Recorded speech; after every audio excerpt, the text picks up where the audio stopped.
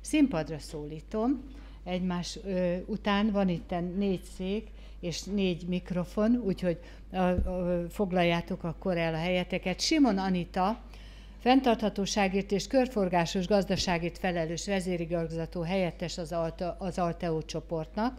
Vaszkó Gábor, a Civita Group NRT, most magyarosan mondtam, nem kibírtam, hogy ne olaszosan mondjam a Civita Vecchiát.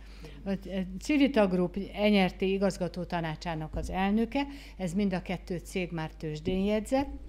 Suhajda Tamás ügyvezetőt, a Ferrospet 2000 Kft-től, Pálmai László vezérigazgatót, jaj Istenem, üdvözlöm, tehát nem, a kollégáim, nem tudtam találkozni önnel, üdvözlöm. Pálmai László vezérigazgatót, a Bika Dinamika ZRT, a Bika Logisztikát hívtam, a Bika Dinamika ZRT. Egyébként minden stimmel ugye vele, csak én nem ismerem, úgyhogy nagyon sok dolga lesz velem akkor. És a következő. Nagyvállalatok. Különböznek a középvállalatok, nagyvállalatok és kisvállalatoknak egymástól a feladatok mienségét, struktúráltságát, gondokat, problémát, meg megoldásokat illetően, úgyhogy azért szedtük szét, de itt is 4 különböző cégről van szó, különböző problémakörrel, tevékenységgel és sikerrel és feladatokkal. Arra kérlek benneteket, hogy az első pár percben mindannyian mutassátok be a cégeteket. Legyenek benne adatok is, meg az, hogy mit csinál a piacon, mekkora, mi a helye, szerepe, mi a küldetése, csak az, hogy orientálódjunk a tevékenységekre is, és a problémakörökre is. Úgyhogy nem tudom, ki kezdi? Bekapcsolom én. Hát persze, csak kikapcsolódik menet közben mindig. Így. Ha nem beszélnek bele, ugye?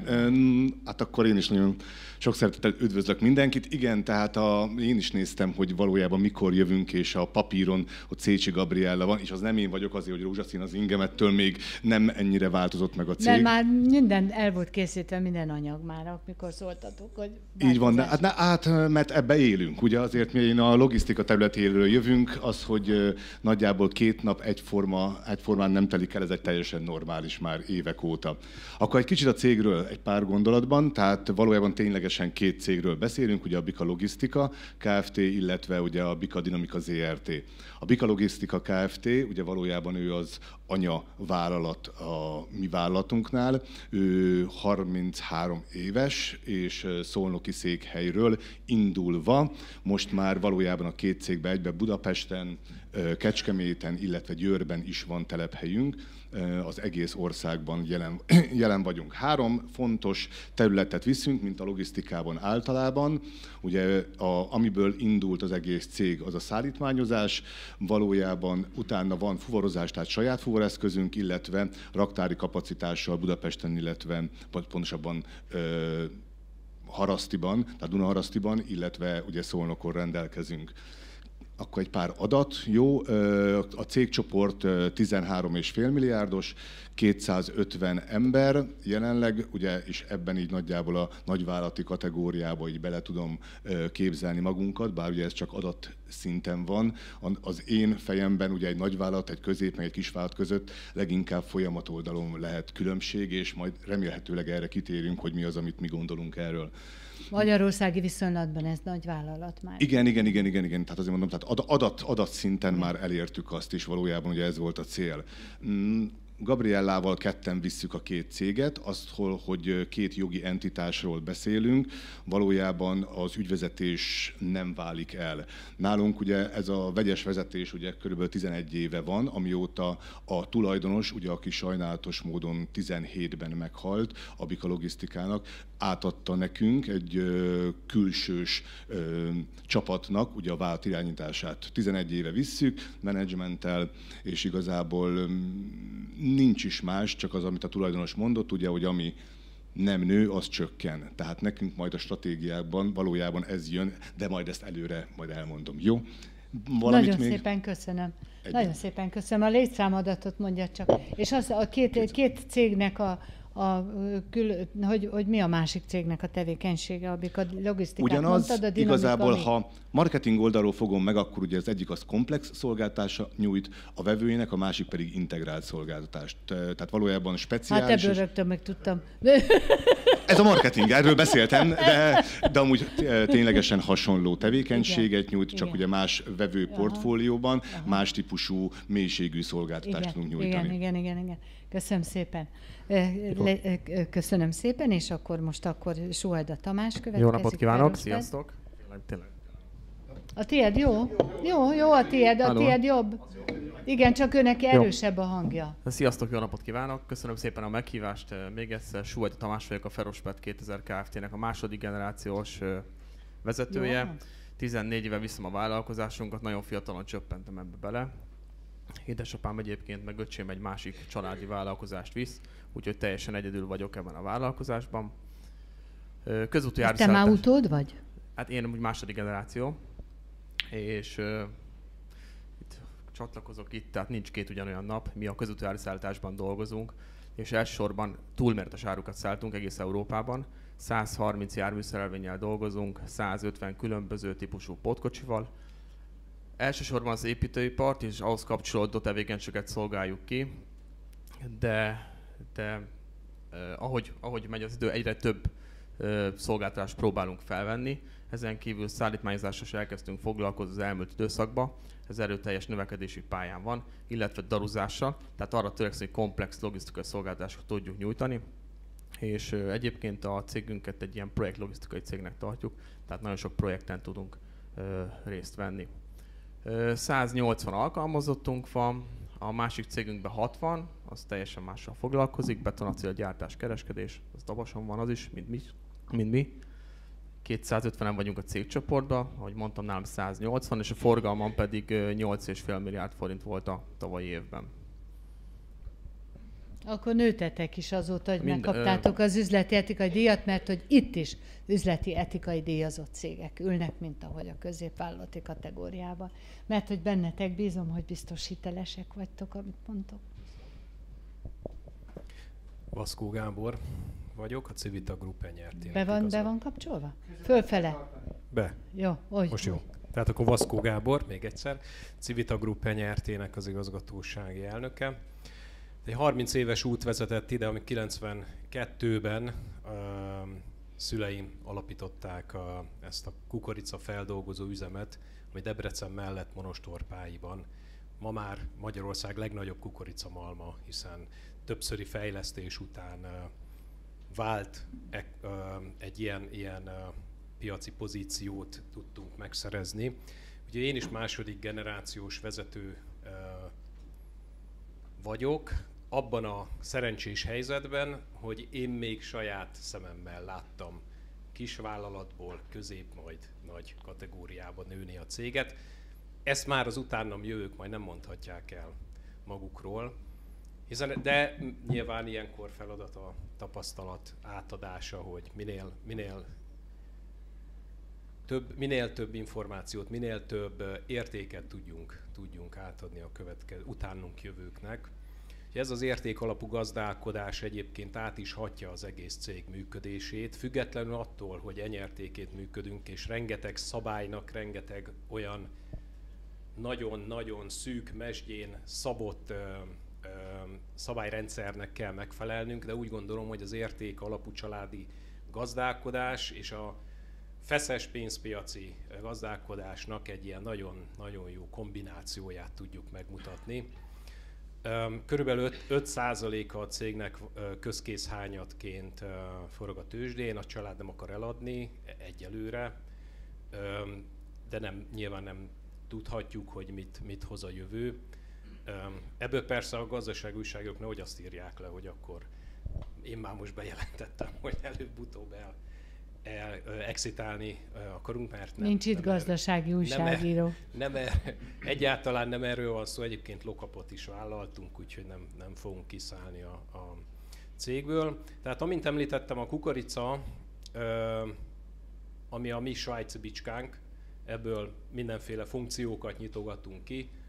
A malom mellett építettünk egy kukoricaolaj üzemet, hisz amikor harmadik generációs malmunkat felépítettük, akkor már képesek voltunk a kukoricacsírát egészben kivenni, ami már alkalmas arra, hogy olajat sajtoljunk belőle.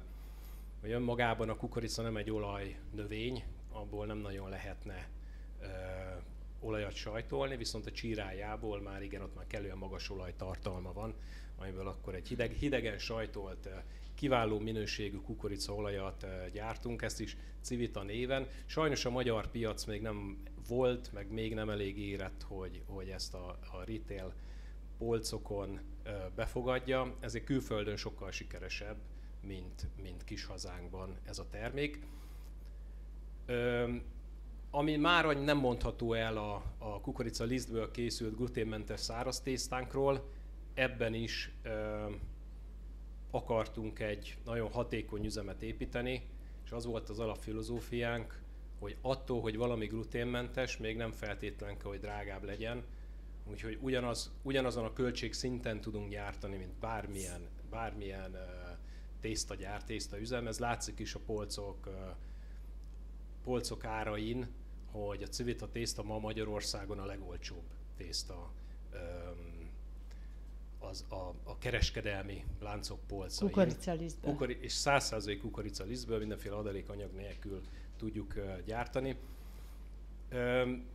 És megtehetjük ezt a zárt integrációs üzleti modellünkből fakadóan, ugyanis a helyi farmerek kukoricáját dolgozzuk fel, egy 50 kilométeres körből szerezzük be az alapanyagot, ez nagyjából egy olyan 45 000 tonna évente, és ezt dolgozzuk fel, és látjuk el az élelmiszergyártókat, meg gyártunk saját magunk is retail terméket ebből az alapanyagból.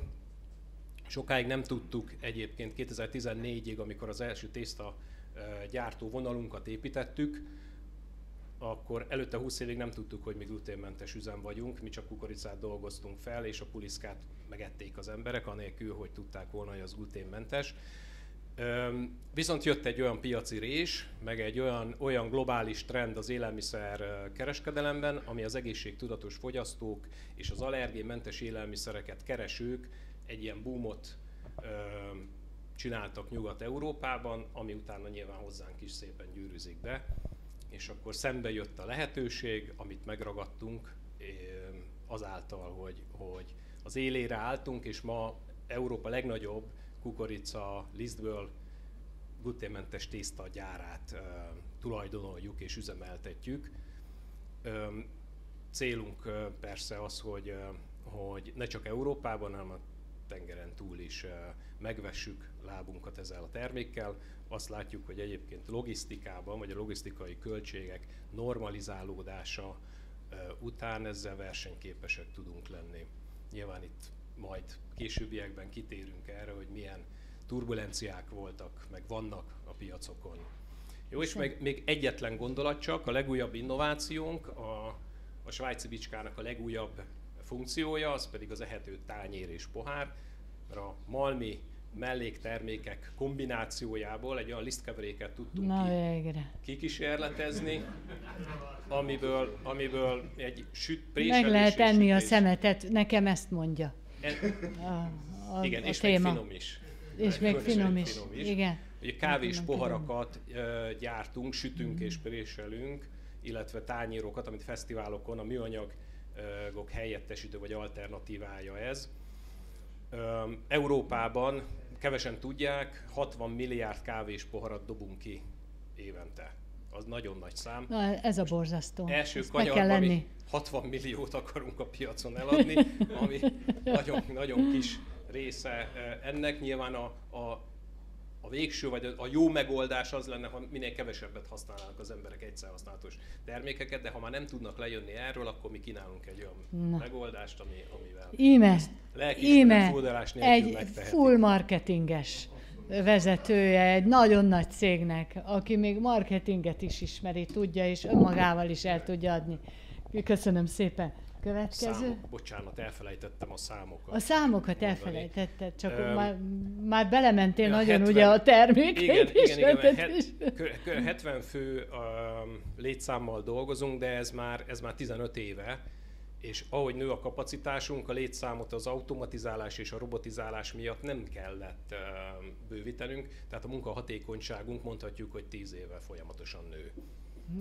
Egy olyan 17 milliárdos mérlegfőösszeggel. De erre is lesz majd ám kérdésem az eredményekre. 17 milliárdos mérlegfőösszeget van. Igen. És egy 8 milliárd árbevétel konszolidáltan a cégcsoport. Családi vállalkozás semmiből lett 30 év alatt, 33? Igen. Ennyi.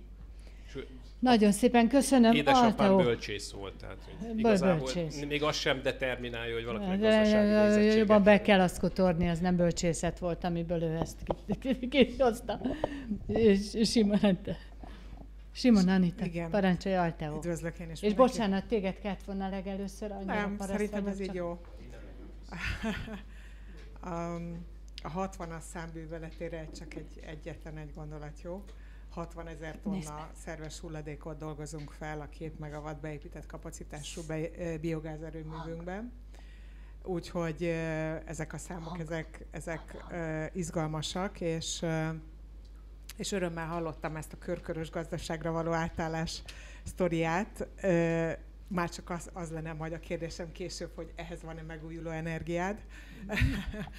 Mert hogy az Alteo egyébként egy energetikai nagyvállalat. Kukoricaföldekre is lehet telepíteni. Az egy más. Talán erre van más megoldás is. Mi egyébként nem tekintünk ilyen hosszú múltra vissza, mert tavaly ünnepeltük a fennállásunk 15. évét. Egy energetikai nagyvállalat, ahogy említettem, a prémium kategóriában jegyzik a részvényeinket, és 23 helyszínen 22 erőművi portfólióval rendelkezünk, ami gyakorlatilag, hogyha a hő és a villamos erőműveket együttesen nézzük, akkor ez több mint 900, több mint 1000 megawattnyi beépített kapacitás, és a villamos energia termelésünk 50%-át egyébként megújulókból fedezzük. Az Alteo egyébként árbevételét, konszolidált árbevételét tekintve 100 milliárd feletti, 103 egész valamennyi, nem tudom pontosan a számot. A konszolidált EBITDA-nk viszont 19,6 milliárd, szintén valamivel felette. 452 munkavállalóval rendelkezünk, ez a tavalyi statisztikai számadatunk, ez az idén egyébként már lényegesen több.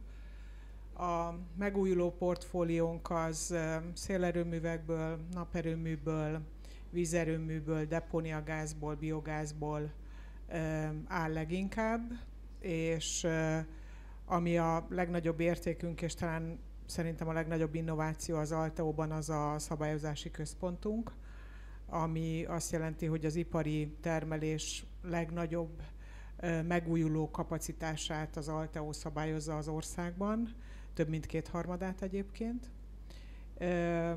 A szabályozási központunk egyébként a hagyományos erőművi portfóliót és a megújulókat egyaránt szabályozza, illetve nekünk van a legnagyobb tároló kapacitásunk, ami 11 megawatt beépített kapacitást jelent, tehát ennyi energiát tudunk tárolni, ami nagyon fontos a fenntartható működéshez. Az én szakterületem a hulladékgazdálkodás és az elmobilitás, illetve hát hozzám tartozik a vállalaton belül az ESG tevékenység, úgyhogy Viktor szavait ittam. Igen, de gyakorlatilag az Alteóról ilyen aspektusban azt kell tudni, hogy a kategóriájában, illetve a szektorban először szereztünk ESG nemzetközi ESG tanúsítást. Ezt immár a második alkalommal megtettük, és minden évben, tehát a második évben javuló eredményekkel tudtunk zárni. Ezt a trendet és ezt az elköteleződésünket a jövőben is folytatjuk. Ami izgalmas, hogy a szerves hulladékok mellett szervetlen hulladékokkal is foglalkozunk, tehát elektronikai hulladékokat gyűjtünk, csomagolóanyagokat, és ezeket előkezeljük, újrahasznosítjuk, valamint a biogáz erőműben ugye a szerves hulladékokat. Az elmobilitás az egy izgalmas kérdéskör, hiszen ma sokan járunk elektromos autókkal, de az, hogy ezeknek a töltése publikus, nem publikus helyszíneken hogyan alakul, ez nem csak az országnak, de nekünk is egy óriási kihívás, és gyakorlatilag fenntarthatósági nagyköveteket mutattunk be, éppen tegnap kollégáink 5-en vannak már, akik ezzel foglalkoznak, és valóban az egy nagy kérdés, hogy egyébként egy energetikai nagyvállalatként, ami nem csak a megújulókkal, hanem a hagyományos erőművi portfóliókkal is foglalkozik, hosszú távon hogy lehet azt felvállalni, hogy mindent a fenntarthatóság oltárán tudunk feláldozni. Menni fog. Akkor most csapjunk a közepébe, és beszéljünk arról, hogy az elmúlt 4,5 évben borzasztó sok nehézséget kellett átmennie, nem csak a kisvállalatoknak, nem csak a közepesnek, a nagyvállalatoknak is. Most a multikról nem beszélek, multikat nem hozom ide, mert nem magyar tulajdonúak, tehát ugye innentől fogva nem kompetens, amit mondanak, de voltak itt összeomlások, voltak itt nagyon nagy nehézségek az inflációtól, a munkaerőhiányig, ami még mindig van, az infláció most már megy lejjebb, a háború, az energiaválság, a minden, és akkor még a nagyoknál, és akkor én ezt emelném ki az összes átlagból, a nagy cégeket azért sújtották a különadók, sújtotta az ukrán gabona, ugye a mezőgazdasági dolgok, a szabályozó változások hirtelenje, hogy egyik napról a másikra éjjel bevezettek valami olyat, ami megnyírbálta a piacokat, aztán ugye a hatósági árasdiság, tehát a piaci árak helyett hatósági áraknak a bevezetése, valamint ugye hát a logisztika összeomlása, mert az a két logisztikai cég azért itt van, aki nagyon is érintett volt, hogy borzasztó feladatokat kellett akkor megoldanotok, és aztán, hogy jöttetek ki belőle. Na, kíváncsi vagyok arra, hogy az nehézségek 2024-ben már állítólag csökkentek. 2 nagy gazdasági elemzésen vagyunk túl, nem lesz az idén sem emelkedés olyan, ami számottevő lenne, amiben az ember bízna. Tehát azért folytatódnak, és a változás, a fölborulás, a bizonytalanság, az marad most már életünk része. Mi az, amit ti a 4,5 év alatt meg kellett, hogy éljetek, most negatívakat is mondjatok, a nehézségeket is, és aztán majd beszélünk arról, hogy ebből hogyan táplálkoztatok, hogy jöttetek ki belőle, milyen olyan döntést hoztatok, és hogyan emeltétek be most a jövőbe az idei évi stratégiába. Ez lesz a menete a beszélgetésnek. Kezdjük azzal, hogy kiknek, melyik cégnek milyen nehézségek, sorrendeket is mondhattuk, többet is mondak, amiből tanulnotok kellett, amit meg kellett oldanotok, amiből kijöttetek, plusz szakkal, akár vezetőként, akár cégként. Most vezetőként is gondolkodjatok és beszéljetek, mert nektek kellett megoldani egy csomó nagyon-nagyon nehéz helyzetet. Úgyhogy bárkivel kezdhetjük, úgyhogy bármelyikötök fölveszi a mikrofont.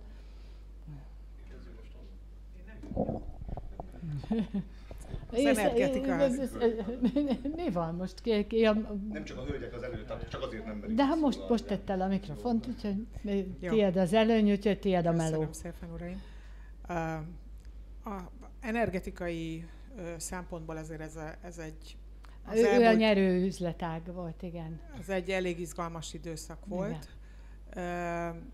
És ez valóban ez az elmúlt 4 év, mert az ukrán-orosz háború gyakorlatilag kirobbantott valamit, aminek én azt gondolom, hogy minden termelő vagy fogyasztó ennek a hatását érezte leginkább a pénztárcáján, hogy gyakorlatilag vagy nem kapott villamosenergiát, nem tudta lekötni, vagy 4-szer, 5-ször, 10-szer olyan áron, mint korábban, és egyszerűen nem lehetett érteni, hogy ez miért történik.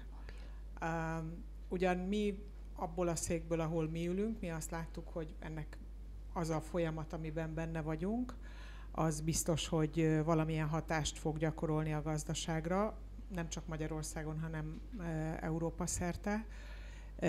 De az, hogy ennek ilyen mértéke lesz, és hogy az ukrán-orosz krízis ekkora robbanást fog okozni, azt azért nem gondoltuk mi se. És igen, ennek az árnak és a volatilis piacnak és annak a lehetőségnek, ami ezzel járt egy energetikai vállalat szempontjából, ennek nyilván vagyunk haszonélvezői, vagy voltunk haszonélvezői. ugyanakkor valamelyest a kárvallottjai is egy kicsit. Mert... Az mit jelentett? Igen. Gyakorlatilag azt kellett látni, hogy az a tevékenység, amit mi végzünk, és amit végeztünk az elmúlt években, annak a finanszírozási igénye az extrán megnőtt. És ahhoz, hogy mi előre menjünk és nőjünk, az ugye meghatározta egy piaci ár, de ugyanakkor meghatározta az is a bővülésünknek és a portfólió bővítésnek a további lehetőségeit, hogy gyakorlatilag ezt ki fogja nekünk finanszírozni azon az árszinten. És ha ebben volt valami óriási kihívás, mindamellett, hogy nyilván tudom, ezt mindig meghallgatjuk, hogy nem kell bennünket sajnálni. Főleg amikor inflációval párosult. Így van. Emellett... És nem volt Európa Uniós támogatás, támogatott pénz, semmilyen pénz. Akkor gyakorlatilag talán, ha erről lehet így beszélni, mint kihívás, ez egy nagy kihívás volt, illetve valóban, amit említettél is, Mária, az a jogszabályi környezet, ami nem engedte azt, vagy nem adta meg azt a szabadságot, hogy mi szabadon tervezhessünk, mert egyik napról a másikra szembesülni kellett egy extra profitadóval, és minden olyan bevallási kötelezettséggel, ami gyakorlatilag nem csak bennünket, hanem egyébként másokat is érintett. És ebben a környezetben valóban a vezetői skillek azok, én is úgy gondolom, hogy erősödtek, már csak azért is, mert ezt nem csak a környezetünknek, a külső stakeholdereknek, hanem a belső stakeholdereknek, tehát a saját kollégáinknak is el kellett tudni magyarázni, hogy ebben mi hogyan fogunk változni közösen, és ebben mi a közös jövőképünk. A megújulók térnyerése szempontjából én azt gondolom, hogy Magyarország egyébként nyert ezen az elmúlt években, hiszen már most azt a naperőművi portfóliót, amit egyébként Magyarország kitűzött maga elé, hogy szeretne elérni 2025-30-ra, azt már most teljesítettük, és rákényszerítettük nem csak az iparvállalatokat, hanem a magánszemélyeket is arra, vagy rákényszerültek, nem mi, hanem rákényszerültek az emberek arra, hogy változtassanak, és másként álljanak ahhoz hozzá, amit az energia jelent, és leginkább a villamos energia. Köszönöm szépen, csak gyorsítani akarom, mert még sok kérdés van, és akkor úgy maradjunk ugye a konkrét válaszadást, konkrét kérdés válaszadását. Te következel. No. Nagyon jó a kérdés. A nehézsége. Igen, és tehát, abból mit tanultatok, és mit ültettetek? Csak nehézségekről tudunk beszámolni. Igen. Tehát 2020 óta, ugye az első Covid járvány hullám óta folyamatos ez az ingának a két szélső érték közötti lengése. És igazából a legnagyobb kihívást ez okozza, hogy olyan turbulens minden piac, és ezt az óriási volatilitást nehéz kiküszöbölni, sőt kikompenzálni mind az alapanyag oldalon, mind a végtermék oldalon. Tehát hiába várja el tőlem bármelyik vevő, egy külföldi sörgyár például, hogy én adjak egy évre árat neki. 2022 őszén semmit. Egyedül az amortizációt tudtuk megbecsülni, hogy az nagyjából ennyi lesz. De se a munkabért, se az alapanyagot, se az energiát, semmit. Tehát nem volt olyan költségelemünk, amit ismertünk volna. Úgyhogy, na megyek sorba, akkor ez már a vége volt. 2020-ban, amikor az ellátási láncok akadozása miatt már a Covid járvány óriási csapást mért a globális kereskedelemre, és akadoztak ezek az ellátások, akkor kicsit meg kellett kerülni a földet, hogy elutazzanak az áruk. Hát igen, illetve a csomagoló, tehát mi ezt úgy tapasztaltuk, mert alapanyagunk volt, hiszen azt helyben vesszük. Azt még be tudtuk hozni akár traktorral is, tehát az maszkba ült fel a traktoros a traktorra, és akkor tudott közlekedni. De csomagolóanyagot nem kaptunk. A végtermékek piacán olyat soha nem tapasztaltunk, amikor leadja az egyik román vevőnk, azt mondja, hogy neki kellene 100-szor annyi áru, amit egyébként az elmúlt években átlagosan ő elvitt. Gyerek, hát még egy malmot kell építeni hozzá, tehát ez nem úgy van, hogy akkor most azonnal rögtön tudok kiszolgálni több ezer tonna kukoricadarát, hanem azt le kell gyártani, az hetek, hónapok legyártani. Építettünk kiküszöbölve, hogy előfordulhat a jövőben is ilyenfajta kilengés. 2000 négyzetméter raktárat építettünk, ezzel tudtunk válaszolni erre a kihívásra, hogyha logisztikai problémák akadnak, akkor minden alapanyag, segédanyagból nekünk ott kell lenni több hónapos készletnek, és akkor a termelést tudjuk biztosítani. Ne felejtsd el szavadat.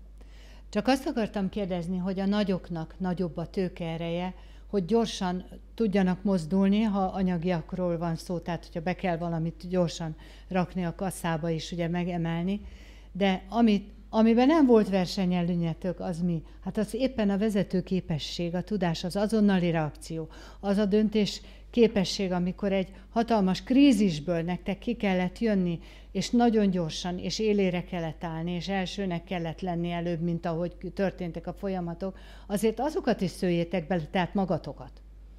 Jó? És akkor sokkal pörgősebben, mert már úgy elment az időnk, hogy nem fogom meg tudni kérdezni azt, amit akarok még. Tehát igazából veszteni nem tudtunk, mert ugye vagy nyertünk, vagy tanultunk. Most 4 éve tanulunk folyamatosan. Igen. Megtanultunk munkaszervezésben nagyon rugalmasak lenni, tehát ott képeztük a kollégákat, minden munkavállalót, hogy igenis itt nagyon gyorsan kell reagálni, akár hétről hétre, egyik héten így szervezzük a gyártást, másik héten úgy szervezzük, és ezen ne legyen fennakadás, mert... Egyik nap se volt egyforma, nem mondta, hogy másnap nem kellett rúgni az előző napi döntésedet, és újat kellett hozni. Hát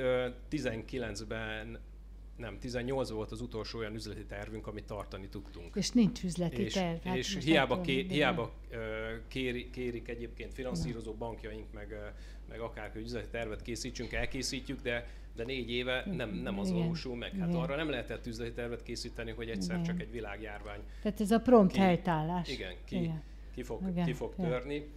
Utána jött a következő, alig lábaltunk ki, akkor az ukrán konfliktus, az ukrán háború, energiaválság. Igen, hát ezeket ne sorold már föl, mert csak ugye azt, hogy az abból ti, hogy jöttek. Megtanultunk spórolni, megtanultunk takarékoskodni. És megtanultatok hirtelen, azonnal, gyorsan döntést hozni, és változtatni, és stratégiát váltani pillanatok alatt újra és újra és újra. Így van. Ez a tanulsága az elmúlt időszaknak. Igen. Átadhatjuk akkor nekik a szót. Mert logisztika, te is mondtad, de hát itt azért nagyon érdekes. Igen, nagyon sok változás volt. Én 12-re vinném vissza, 12-től 20-ig nevezem a cégben nálunk boldog békeidőknek. Akkor semmi se történt, csak minden 5%-kal növekedett idén, évről évre a forgalmunk, kicsit az eredmény, és ebbe össze vagyok, picit belekényelmesedtünk. És akkor 20-ba jött az a pofon, az indikátor, ami a Covid, amit nevezünk Covidnak, akkor, amikor hazaköltöztünk, és láttuk, hogy a meglévő szoftverrel inkább vannak avulva. Nem tudjuk használni, nem tudunk reagálni. Akkor volt az, amit halogattam mondjuk évek alatt egy vállalatirányítási rendszer bevezetését, bőven ráérünk, minden évben van eredmény, na akkor minden elindult. Tehát, hogy 20-ba visszajöttünk a home office-ból, akkor jött az, hogy na akkor vállalatirányítási rendszer, akkor kezdtem el foglalkozni a Power BI az adatokkal. Kialakult nálam egy ilyen óriási adatvágy, egy adatérség, ami előtte nem éreztem, vagy csak nagyon kicsit volt jelen a cégünkben. Én szoktam nevezni, a mi cégünk a világ legjobb ösztöncége. Biztos voltatok ti is így, nagyon sok ösztönös döntés. Na hát ezeket az ösztönös döntéseket ettől függetlenül kellenek, meg jók a megérzések, de ki kellett iktatni a cégből, és adatalapú döntéshozatalra kellett átállnunk. A Power BI, ahogy bevezettük, nagyon nagy lépés volt az előző rendszerekhez képest. És úgy kezdtük, hogy például 2021-ben az cégeket kihajtottuk a top 10-ből 3-at legalább, akinek nem jöttek ki úgy a díjai, vagy nem tudtunk annyit emelni, vagy veszteségbe dolgoztunk nekik. Egyébként ez látszott az eredményeken, már 21-es számaink szépen alakultak, sokkal jobban, mint a belekényelmesedett 2020. 22-re pedig egyértelműen látszott az, hogy ez a gondolkodás, adatalapú gondolkodás, a döntéshozatal, ez előre dupláztudtuk az eredményünket. És ez 22-23-ban is kitartott. Természetesen nagyon sok kihívás volt itt a üzemanyagra, de itt tudnánk erről beszélni, hogy egyik pillanatra másikra este 10-kor bejelentik, másnap már 150 forintra többé vesszük az üzemanyagot, és akkor azt lereagálni. Meg lezárták a határokat. Igen, és ügyfeleknek ezt továbbhárítani, továbbverni, nem nagyon-nagyon nehéz volt ezt végigvinnünk, tehát nagyon sok ilyen kihívás volt. és akkor ez mellett ugye jött az ERP bevezetése nálunk, a digitalizáció, tehát elnélkülözhetetlenné vált a digitalizáció, és azt, amit halogattam korábban, azt be kellett vezetni a cégbe. Új vállalatirányítási rendszerrel futunk, és előbb itt valamelyik előadó mondta ezt a tudás behozatalát, hogy korábban ugye minden az volt, hogy hiába voltak dedikált vezetők a cégbe, akkor azok csak átfutottak rajtuk, és információk érkeztek tőlük. A döntést mindig én hoztam. Vagy ez egy családi vállalkozás, tehát azért ismeritek, hogy azért hogy működik egy ilyen családi vállalkozásban. És tudatosan kellett rá ébrednem arra, hogy akkor nekem menedzsmentet kell építenem magam alá, egy nagyon erős középvezetői gárdát. Én a középvezetőkbe hiszek a legjobban, mert hogy egy stabil középvezetői gárdán van, akkor stabil a cégem, és akkor a mi felső vezetők meg ugye irányítjuk a vállalkozást.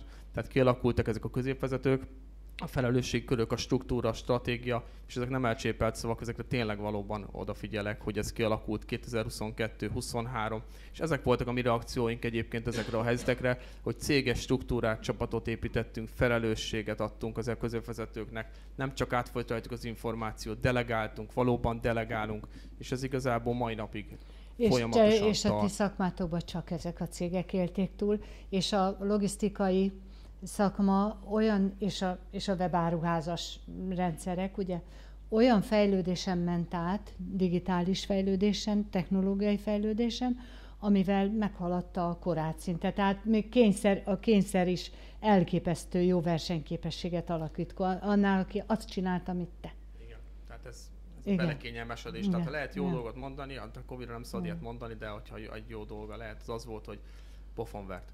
Igen. És a pofont megértetted időben. És vettetek igénybe segítséget, külső segítséget a szervezetfejlesztéshez, az informatikai rendszer fejlesztéséhez? Igen, korábban ugye abba sejtünk, hogy oktatni kell, fejleszteni kell a kollégákat. Ezeken egy KKV mit csinál, tehát ezeket biztos meghúzza, tehát azonnal letörli ezeket. És akkor az elmúlt pár évben, most már azért 22-ben, 23-ban nagyon-nagyon nagy erőforrás fektettünk az oktatásra, a középvezetők. És az, ami nagyon fontos, hogy van egy szemléletem, van egy cégvezetés, és azt a középvezetőnek kell igazából tovább vinni a beosztati szintre. Ez a kulcs. Tehát, hogyha hiába van meg nekem a flow, megvan az irány, ha azt nem viszik tovább a kollégák, és nem értik, vezetési tanulást is magadra vettél? Tehát elkezdted magadat is képezni, mint vezetőt, vagy képeztetni? Igen, vagy kócsoltál, vagy mi? Én is képzéseken vettem részt, kollégáim is, de nagyon jó kollégáim vannak, ez nagyon fontos, hogy beálltak abba, és elhitték azt, amit én képviselek, és ez nagyon fontos. A vízió az nagyon fontos, igen. Fontos. Parancsolj, akkor te átadtad a szót, úgyhogy 2 óra múlva kerültél sorra. Semmi gond nincsen, majd megpróbálom csatlakozni az előttem szólókhoz. Amíg hallgattam ugye a szaktársat, ugye, akivel egy témában vagyunk a logisztikában, mi is hasonlóan éltünk meg. Legalábbis olyan szinten, hogy nekünk is az a 19-20 volt a fordulópont. Egy dologba biztosan vagy még a cégről annyit, hogy nekünk szerencsénk van valójában. Mert ugye ketten visszük, nem tudom, hála Istennek, ugye ahogy nézem, az átlag korosztály az körülbelül az, ahol én vagyok, tehát mondjuk az a Minden lében 2 kanál című sorozat szerintem sok embernek mond valamit. A Tony Curtis és Roger Moore. Na, mi pont ilyenek vagyunk, természetesen ugye csak itt egy férfinőben, teljesen más életúton keresztül jutottunk el, és valójában együtt visszük a Gabriellával. Mert ugye én multi, illetve nagy cég, kis cég, nagy vezető, én minden voltam, ő pedig valójában egy olyan logisztikai részen fejlődött végig a kezdetektől, ahol hozzá tudta pakolni a szakmaiságot. És tehát, az arca is ő lett a cégnek. Igen. Hála a jó Istennek tegyük hozzá, tehát ezt tudatosan. Nem tehát csak azért, mert szép. Nem, azért, mert okos is, igen. Tehát akkor és most mindent elmondtunk róla, ez ha most itt lenne, akkor inkább nem is mondanám, hogy mit mondana. Tehát igazából ketten nagyon jól ki tudjuk egészíteni egymást. És ugye az időszakban valójában ugye 20 előtt nekünk mindig egy ilyen arany háromszög volt, amiben problémánk akadt. Ugye az, hogy vevő, finanszírozás és munkaerő. Ebből mindig egy hiányzott. De teljesen az ember úgymond így bele tudott kényelmesedni, hogy valamelyikre fókuszálni kell. Tehát most megoldjuk ezt, jó, most nincsen pénzünk, ott a vevő, ott a sofőr, utána eltűnt a sofőr, akkor sofőr nincs. Jó, most már vannak normális finanszírozás, amit a projektek elviselnek, illetve ugye most a vevők is akarnak valamit csinálni, akkor hogyan? Ezt mindig egyet tudtunk kezelni. És ugye a Covid-nál, amikor bejött, de szerintem az mindenkinél, hogy egy nap alatt kell venni 30 darab laptopot, azt feltelepíteni, mert mindenki hazamegy, utána elfogy az AdBlue, akkor hogyan vigyünk egyik kocsit. Ezek ilyen teljesen normális mikromanagement dolgok felhangsúlyozódtak, ha van ilyen szó. Tehát hivatalosan azt mondom, hogy igazából mi most éljük ki magunkat. Tehát mi ezt a VUCA bani világ, ami most van, ez a miénk. Tehát, igen, hogy pörög az élet, 46 dologgal foglalkozunk, ugye emellett például, ugye, amit még hozzá kell tenni, és majd lehet, hogy akkor kitérünk egy kicsit a tudásra, meg amire. Ugye most mind a ketten Gabival csinálunk doktorit, tanítunk egyetemen, visszük a 2 céget, tehát valójában mi ebben hiszünk, hogy azok a munkatársak, akik nálunk dolgoznak, mind belső, mind külső képzéssel, mert ugye több egyetemmel van nekünk belső MBA programunk, van, amit folyamatosan hogy ez a tudás, ez valójában, ha átadjuk, akkor onnantól kezdve működik a cég. Hát így gyakorlatilag megoldottátok mind a 4 cég, és mind a 4 cég vezető, vagy vezetőtársakkal közösen, hogy ti nagyon jót választottatok a nagyon nagy bajokban. Nagyon jó utakat választottatok, és gyakorlatilag ez az út, ez maradhat. Viszont 2024-ben megfejelődnek ezek a kötelezettségek, és új veszőfutásokat kapnak a nagy cégek elsősorban, de mindegyik. Soroljam. Az Európa, igen, csak mondom, hogy Európa Uniós AI rendelet, ugye, ott is mindent be kell tartani, és ott akkor az ESG törvény, annak megfelelés, mert aztán az ellátási láncok ugyanúgy érintettek, akár mekkora cég, ha kis cég, akár ellátási lánc részei, nem csak a nagyok, de a nagyoknak aztán muszáj. Aztán a NIS 2, az adatbiztonság, olyan előadást volt itt valamelyik nap, ugye az egyik konferenciámon, amiben az adminisztráció mennyiség, az kötelezettség mennyiség, az valami őrületesen zúdul megint, és hát van ugye az adatbiztonság, az EU rendeletet és az ESG. Azt mondtam, fenntarthatósággal a fókuszban. Tehát ezek mind borzalmas, nagy terhek, úgy pénzben, emberben, adminisztrációban, megfelelésben, amik várnak rátok. És még ti mondjátok egy utolsó megterhelést, ami rátok nézve, mint vezetőre nézve, most az asztalon van, és az idén megoldandó stratégiátokban mondjatok 1 vagy 2, jó? És elég gyorsan, mert ugye van 2-3 percünk még. Jó? Tehát röviden.